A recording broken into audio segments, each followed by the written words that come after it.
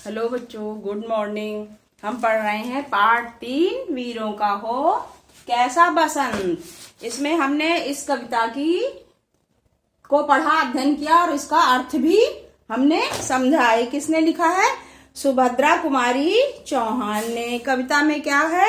कवित्री क्या कह रही हैं कि वीरों के पराक्रम का वर्णन किया है कि मतलब वो इतने बहादुर हैं, वो सेना पे खड़े हुए हैं, हमारी रक्षा करते देश के, तो उनका भी बसंत कैसा होना चाहिए। इसमें कविता में कवित्री सुभद्रा कुमारी चौहान ने बताया। अब हम आते हैं इसके अभ्यास कार्य पे।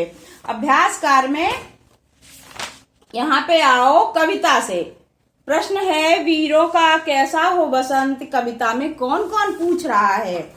वीरों का हो बसंत कविता में कौन कौन पूछ रहा है? हिमालय पूछ रहा है, धरती, सागर, आसमान, पूरब, पश्चिम, 10 दिशाएं पूछ रही हैं कि वीरों का बसंत कैसा हो। अगला प्रश्न आया है, वीरों के लिए बसंत के रंग और रण का क्या स्वरूप है?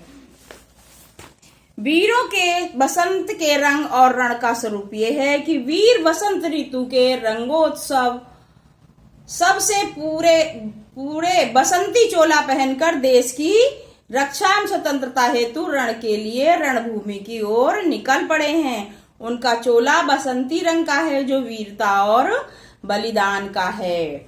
अगला प्रश्न आता है, कविता में कवि अतीत से मौन त्यागने के लिए क्यों कह रही हैं? कवित्री कह रही हैं, कविता में कवित्री अतीत और मौन त्यागने के लिए इसलिए कह रही हैं क्योंकि अतीत में जितने भी युद्ध हुए उनके परिणाम किसी न किसी का विनाश अवश्य हुआ।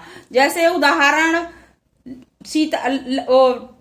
वो लंका में का युद्ध हुआ था, जो सीता को ले गए थे अपहरण करके राम, तो क्या हुआ उसका परिणाम? कितनी सेना मारी गई, विनाश हुआ। कौरव पांडव का युद्ध हुआ। यानी कवित्री यही कह रही है कि कोई भी युद्ध होता है उसका परिणाम अच्छा नहीं होता, इसलिए अतीत से कहती हैं।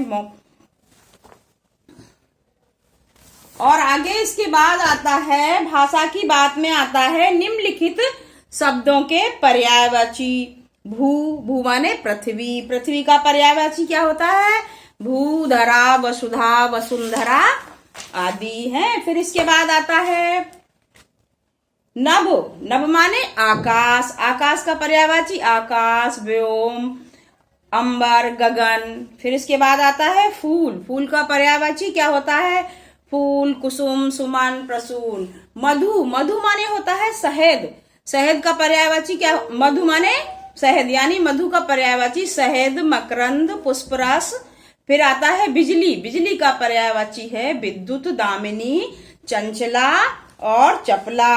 अब इसमें भाषा की बात में पहला हो गया, दूसरा और तीसरा कल पढ़ेंगे हम, ठीक है।